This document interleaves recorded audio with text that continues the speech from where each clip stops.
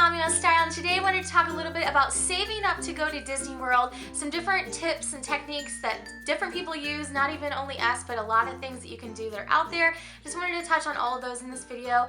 And I also wanted to talk about our upcoming trip at the end of 2016 in the fall winter time period, as far as what I'm planning to do for that, how I save for that basically, and how we go multiple times a year. So for this video, it's going to be a little bit all-encompassing. It's going to be talking about our plans for the upcoming trip, and then also some different things that I know that people do just from being in Disney groups, just to maybe hopefully give you some ideas. So first of all, right off the top, because a lot of people asked after we went on the cruise, are you still planning on going to Disney World in the fall and winter? And yes, we are still planning on going.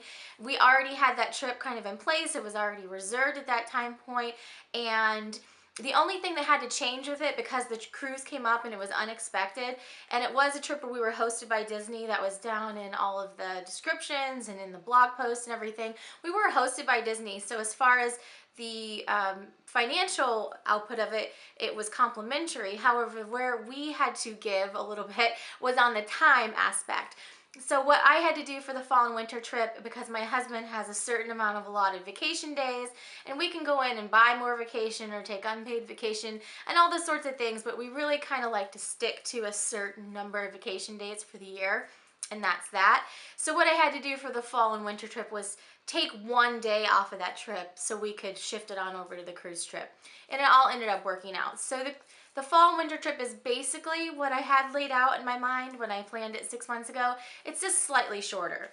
So first of all, saving up for Disney, there's a lot of different things that you can do. It all depends on your personal situation, of course. I mean, every single family varies from family to family as far as what you're able to do, how long you're going to have to save, how many people you're saving for. I mean, obviously we have a relatively small family of 4 that we're planning trips for. If you have a family of 7 or 8, that is twice the expense. So there's a lot of different considerations as far as how often you may be able to go or how long it's going to take you to save. So I want to just make that part general because it's really going to depend on your family.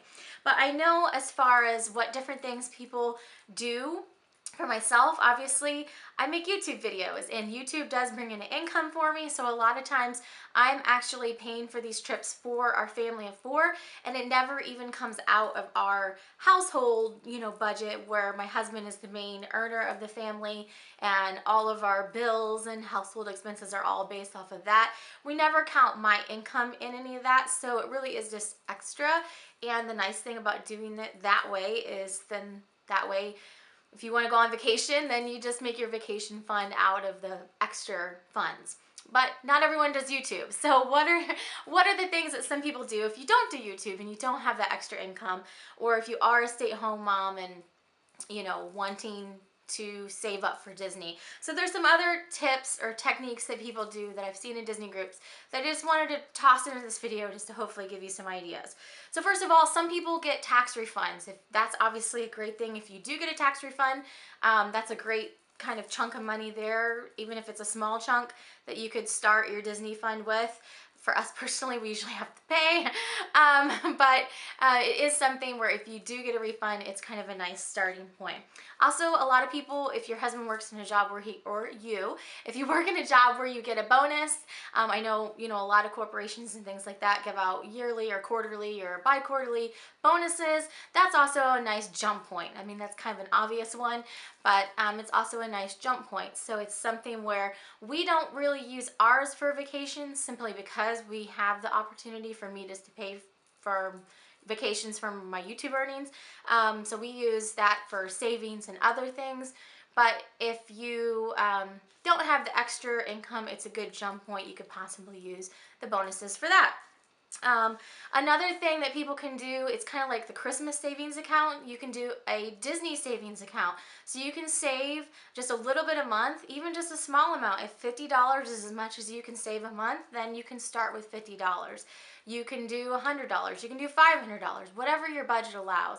And look at how long it's going to take you to save the amount of money that it's going to cost your family or your group to go travel, and then plan it out to where you know how much you can save monthly, and you can see how much you're going to be accruing over time, and put it in that Disney savings account. I know that's something that works for a lot of people, and a lot of people do that. Also, another thing that people do, not necessarily for savings, but to save some money. I haven't started getting into this myself just because I think it would give my husband a small heart attack to see the money going in and out of the account so rapidly. But one thing that you can do is Target gift cards. Target sells Disney gift cards. So if you have a Target red card, for me, I mean, yeah, it's 5%, every little bit matters, but this is a lot of work for 5%, okay? But it's possible. If you put your vacation funds into your Target account or whatever, or if it's the same account as your Target debit card pulls money out of, you can buy Disney gift cards from Target and you get that 5% off. So say you bought a $100 Disney gift card, you get $5 off. Obviously that adds up. If you have a few $1,000 hotel stay, you're saving a bit of money. It's a pretty decent amount. So it's something to consider if you're looking to put savings in there anywhere and you have a Target red card, just so you know, you can save that 5% that you get off with your red card on gift cards that you can buy in the store, and you can buy Disney gift cards. They usually have $50 gift cards in the stores at checkout, and they have $100 Disney gift cards online. So if you're looking to get those $100 gift cards, you can just place an order online with your Target red card and save the money. For me personally, it just works out better just to take care of it all, and then that way we're not having like huge chunks of money go in and out of our main account, which is what's associated with our Target debit card, but it is an option. So those are just some different tips and tricks that I wanted to let you guys know, because I know it's not always, you guys ask for saving for Disney videos, and me sitting here saying, well, I just used my YouTube funds to buy plane tickets this month, or I just used my YouTube funds to pay our package off this month. That's not realistic for everyone, because not everyone does YouTube, and I understand that. There was a point in time where I was a stay-at-home mom and I didn't have income coming in from YouTube, and so those are just some other ideas. So for our upcoming trip, I have a rundown of our basic expenses, and I'll try to put other videos that I've done like this down in the description so you can compare them. But for our upcoming trip, it is in the fall and winter, and like I said last year, we're planning on going at Christmas. I'm so excited. It's just my favorite time of year overall. I love the decorations. I prefer warmer weather, so being in Florida during Christmas is like perfect. And really what sealed the deal was last year walking down the streets of America for the last Osborne lights, and just the Christmas music playing and the snow coming down, the fake snow. It was just overwhelming with joy. It was amazing. And to see the girls just dancing and playing in the streets and the Christmas music, it's my favorite time of year. All the decorations are gorgeous. I thought, we have to come back at Christmas time next year. We just have to. This is my thing. So this is kind of like our big trip for Christmas. So here's what it's going to look like. So for this trip, I did not book a free dining trip, which was kind of a give and take type of thing. I initially had planned on going during free dining. However, it did not work out with their schedule to go during free dining. And when I called the week that I wanted during free dining, there was nothing available. So we do not get free dining. So this is a trade-off. But the difference is if you do free dining, you have to pay the rack rate, which is like the regular room rate, in order to get that free dining. So actually what I did may have ended up a little bit better actually. So what ended up happening is, to my email, since we had just previously been at Disney World in April, and that was right around the time all the packages were being released for fall and winter, I received what's called a unique offer code, a UOC I believe. It used to be called a PIN code, but I guess they changed this with this last round of promotions. So I received a unique offer code, which is just a long string of characters, to my email, and what that unique offer code gave me was 30% off a package at Walt Disney World Resort. So what that enabled me to do was book us a package, which would be the room and our tickets, and the price is actually a little bit different enough, lower, to where I can add on the dining, and it's basically almost close to getting free dining because the room is so much cheaper. So we're planning on staying at Caribbean Beach. I thought that is just coincidence that I picked that. I thought, oh, we like beaches, and that'll be like a fun place for us to stay. And then as it turns out this year, because we just literally went on this cruise to the Bahamas and the Caribbean, it's like perfect because this is like our theme for the year. It's like meant to be. So we're staying at Caribbean Beach Resort, and I'm very excited about that. I love the beachy theme. I'm super excited about seeing the pools and the splash pads, and I think it's just going to be really, really fun. So we're going to try that out. It is my intent on one of our next trips to do a huge trip and hopefully stay deluxe. But I wanted to kind of tiptoe into the water here, and we're starting out at a moderate at Caribbean Beach. So for our room and package was around $2,400, which if you, and it's, I guess I should also say it's 6 days, 7 nights. That's approximately a week time span that we're planning for. And so with the package, you get your tickets rolled in and the nightly stays. So 6 nights a hotel room, which the regular room rates were around $300 or so, or mid 200s for Caribbean Beach because it's holiday time and it's peak season. So really the unique offer code really dropped that down considerably. We're not planning on doing park hoppers because we don't typically hop. We just have a 5-day ticket, and we're also doing the Christmas party one night. So that's the reason it's a 5-day instead of a 6-day, because we have party tickets one night and we won't probably go into the parks beforehand on that day. So $2,400 for our stay. Party tickets are $300. They have gone up a little bit this year, but I love the parties, so worth it in my mind. Here's where it kind of starts to be like flexible. So we do have dining reservations every single day that we're there. I did not double up any days. We just have one reservation per day. But like one day we have a breakfast at Ohana. The next day we have a 1900 Park Fair dinner. I'm very excited about those new ones for us. We have a couple we've done before, some favorites like Tusker House. We're going back to Hollywood and Vine. My husband and I are going on a date night, and I will talk about that in a minute, at California Grill. So we have some new ones on this trip. So dining on previous trips has cost anywhere between $1,300 and $1,400 for me to pay for our dining. To add on the dining plan will be around $1,000. I think we're going to give it a try this time, which makes our total package, room, tickets, and dining would be around $3,400. So if you're still with me, on the last trip I paid just over $4,000. I'm still under the amount that our last trip was. And we didn't have some of these extra expenses. So the plane tickets were more expensive on the last trip, and we had to rent a car. So the next thing was plane flights. So the plane flights weren't quite as expensive as spring break, but we normally fly Delta, and their prices were a little bit more expensive. So one thing that we decided to try out, I don't know how well it's going to go on this trip, but we are flying Frontier. We've never flown them before. They kind of won me over with the cute little animals on the end of the plane. I don't know if you guys know which one it is, but they have like furry animals on the wings of the airplane, or the little tail thing. So anyways, their planes are cute. Hopefully they're on time. But really what kind of made my decision to try another brand, and it is what it is. Obviously Delta had that big snafu a couple months ago where all their planes were behind and etc. We've never personally had a problem with Delta, and we flew Delta when we went on the cruise. But it can happen. It can happen. It just may happen. So what I tried to do is just plan it to where we didn't have anything essential right on that first day, and hopefully our flight home will be on time. But we're going to try out Frontier this time. So our ticket prices, the end result is our ticket prices were a little bit less. The tickets themselves were cheaper, but the things with these like cheap airlines is you have so many add-ons. You have to look at the add-on price. That's really your end price. You have to add on your bags and add on your seats and add on bringing on your own water and whatever else. And then that's really your end price. Our end price for flights was around $800. The flight itself, like just the initial flight, I think was like around $595. It was still cheaper than Delta. Delta would have been around $1,200, $1,300. That was before paying for luggage, so it would have been around $14 probably. So it's about half off, almost half off. So we decided to try, and if it goes horrible, we won't do it again.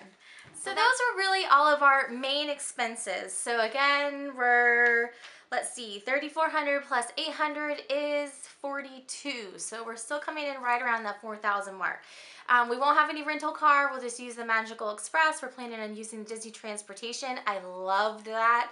It was so much easier not having to deal with the car seats and all of that, hoisting them around. My husband loved it. He's absolutely a fan. So we're looking forward to that part. And the Magical Express is included if you're staying at the resort on Walt Disney World property, so that there's no expense there. So that's really the main portion of the trip. So we're looking at just right around $4,000. Now the add-ons. So last time we did Bibbidi Bobbidi Boutique. I'm not planning on doing Bibbidi Bobbidi Boutique this trip. Not just simply because I don't want to add on the money, but I don't want to do it every single trip. I want it to be something special, and I don't want them to get so used to doing it that it's like, you know, it's already like, oh, okay, we're going to Disney World again. But I want that to be like the special event that we maybe do once a year, possibly every other year. I just feel like that is something I want to do a little bit more sparingly, so it's a super special event when they do it, and hopefully something they really look back on as being like super special. As we're already a Disney family, they're going to be going to Disney parks a lot, so that was just one thing I felt could be really super special. Something we may look at either on this trip, I'm kind of undecided, or maybe like on the next trip, is Pirates League. They could do the Mermaid Pirates League makeup, and we haven't done that yet, or they can be a pirate.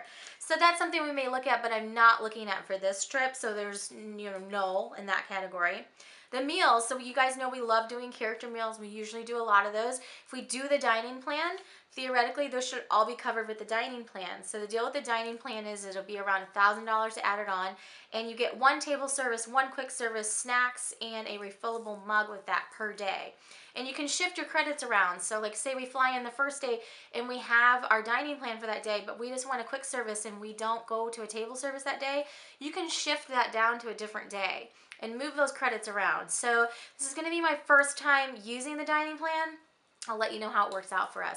I've done a lot of research and I was very on the line. I've almost put the money on the gift card and just use the gift card for the meals, but I thought I want to try the dining plan. I want to see how it works for us, and then, you know, then we know. So that's the plan right now. The only other extra expense, so in the past, you guys know that Allie had her first haircut in Harmony Barbershop. We've done Bibbidi Bobbidi Boutique. And so what are some extra things we haven't tried yet? We're going to try something new on this trip. And this is actually very interesting because we probably wouldn't have done this if we wouldn't have done that cruise in August. Is that the kids are going to go to one of the activity centers on Walt Disney World property for the very first time. And these, if you don't know about them, look up children's activity centers on Walt Disney World's website.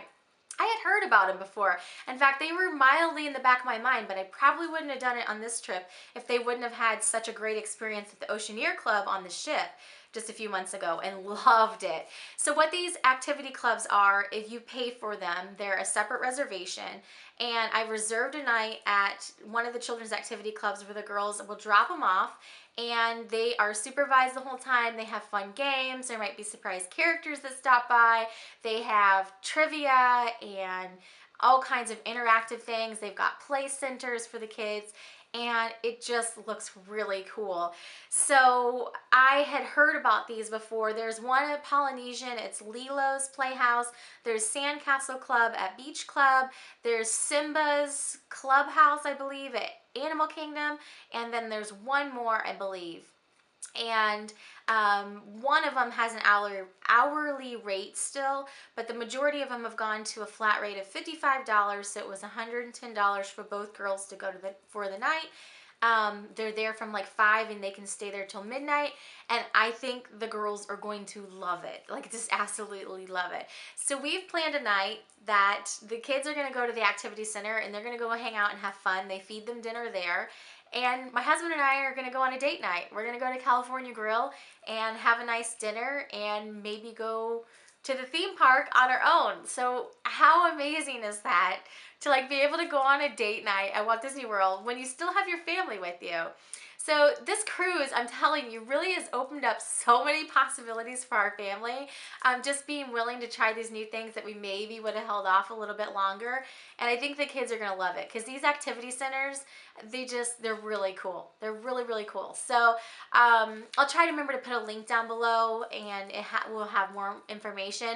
But it's just really, really neat. It's very akin to what you saw if you watched the Oceaneer Club videos where they had the different activities and the characters stopping by and the really cool big themed rooms and the playthings that the kids can just play in.